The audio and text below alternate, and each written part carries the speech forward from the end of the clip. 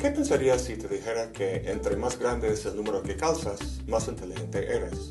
Ridículo, ¿no? No, es verdad. Con una muestra suficientemente grande podría demostrártelo empíricamente. En serio. Si hicieras una lista de los nombres de todos los habitantes de tu ciudad, desde los bebés hasta los ancianos, y al lado de cada nombre pusieras el número que calza ese individuo y su coeficiente intelectual, verías que, estadísticamente, entre más grande la talla, más inteligentes son. ¿Qué está pasando aquí? Pues si te das cuenta, los bebés tienen pies muy chiquitos y coeficientes intelectuales chiquitos también. Al crecer, sus pies crecen y su inteligencia también.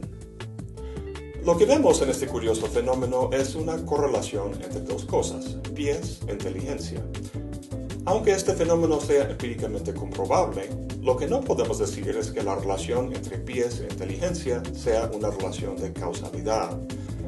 El tamaño de tu pie no determina o causa tu nivel de inteligencia. Si dijéramos que sí, estaríamos cometiendo una falacia que por su nombre en latín se llama cum hoc ergo propter hoc. Traducido dice, con esto, por tanto, debido a esto.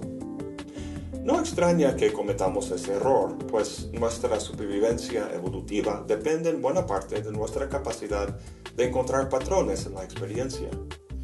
Muchas veces, cuando dos cosas ocurren juntas o cuando una viene justo después de otra, hay una relación de causalidad entre las dos. De hecho, esa correlación es una buena pista para los científicos al investigar el funcionamiento del mundo. Pero también saben que la correlación no implica necesariamente la causalidad. Muchas veces hay una tercera variable que es la causa de las primeras dos cosas. En nuestro ejemplo, el número que calzas y tu nivel de inteligencia pueden explicarse como productos de una causa que tienen en común, el proceso de desarrollo humano desde la infancia hasta la adultez. Es muy fácil encontrar correlaciones en la experiencia.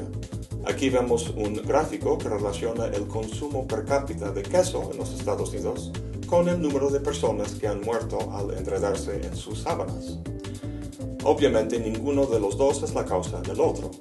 Sin embargo, a veces la relación parece ser más plausible.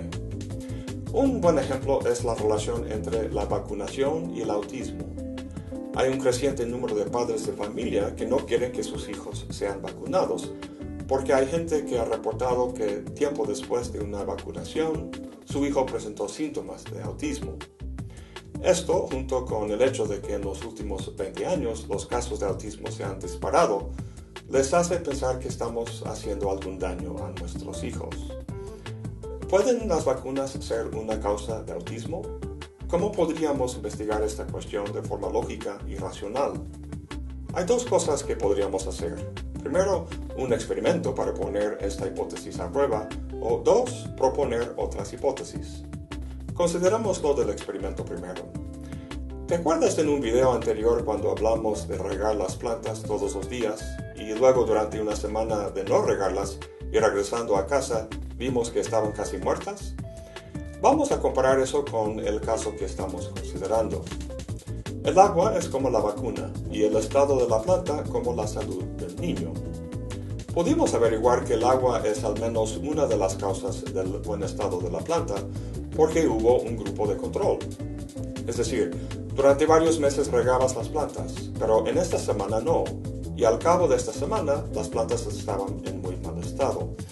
Si otras variables como la cantidad de luz, la temperatura, etc. siguen igual, y la única que cambia es el agua, entonces tenemos muy buena razón para pensar que el agua influye en el estado de la planta, porque tenemos un grupo de control con que comparar. Ahora bien, en el caso que nos interesa, el tipo de experimento que se lleva a cabo se llama un estudio epidemiológico. La epidemiología estudia la incidencia de enfermedades a nivel de poblaciones y trata de determinar el riesgo que ciertos factores como drogas o prácticas presentan con respecto a ciertas enfermedades. Hay diferentes formas de llevar a cabo el estudio, pero en lo básico se puede visualizar de la siguiente manera. La hipótesis es que las vacunas causan el autismo, que tiempo después de aplicarse se presentan síntomas de autismo. Entonces tenemos una línea de tiempo que muestra esa relación. Ahora, para probar esa hipótesis, el científico toma un grupo de niños que han sido vacunados y un grupo que no, digamos 500 en cada grupo. Para el grupo de los vacunados, observa en cuántos casos se desarrolla el autismo y en cuántos no, y hace lo mismo para el grupo no vacunado. Si de los 500 niños que recibieron la vacuna se presentaron 10 casos de autismo y de los 500 que no fueron vacunados se presentaron 8, tendríamos tasas de incidencia muy similares. Es decir, la probabilidad de que un niño no vacunado contraiga el autismo es estadísticamente equivalente a la de que un niño que sí fue vacunado lo contrae. Estudios de este tipo se han hecho por muchos grupos de científicos a lo largo del mundo y ninguno ha encontrado una relación de causalidad entre las vacunas y el autismo. Es importante entender cómo funciona este tipo de estudio científico, porque es tu principal defensa ante las curas milagrosas que promete la medicina alternativa. Según el gobierno norteamericano, es una industria que solo en los Estados Unidos ingresa unos 34 mil millones de dólares al año. No digo que toda medicina alternativa sea falsa, pero con esa cantidad de dinero de por medio vas a toparte, sin duda, con muchos estafadores. Para evaluar sus argumentos, no se trata de que hagas un estudio como el que acabamos de ver, sino que entiendas cómo evaluarlos al encontrar información al respecto. Lo que sí puedes hacer por tu cuenta es identificar fallas en el razonamiento. Veamos cómo. Ahora, habíamos dicho que hay dos formas de cuestionar la hipótesis de los antivacunistas. Una es el experimento que ya vimos. La otra es buscar otra explicación para el fenómeno extraño.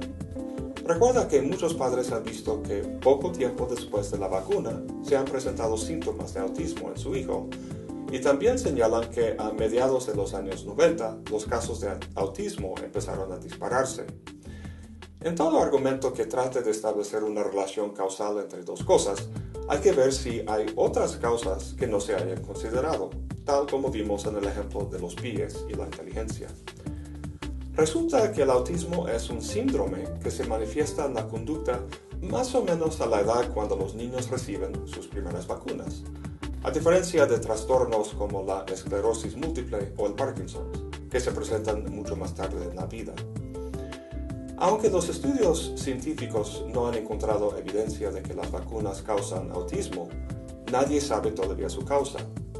Sin embargo, sea cual sea la causa, al provocar los síntomas a temprana edad, más o menos a la misma edad en que muchos niños reciben sus primeras vacunas, no es extraño que algunos hacen notar esta correlación y digan que la vacuna es la culpable. Por otro lado, el disparo en los casos de autismo puede explicarse fácilmente por el hecho de que a finales de los años 80, los científicos ampliaron los criterios para diagnosticar el autismo.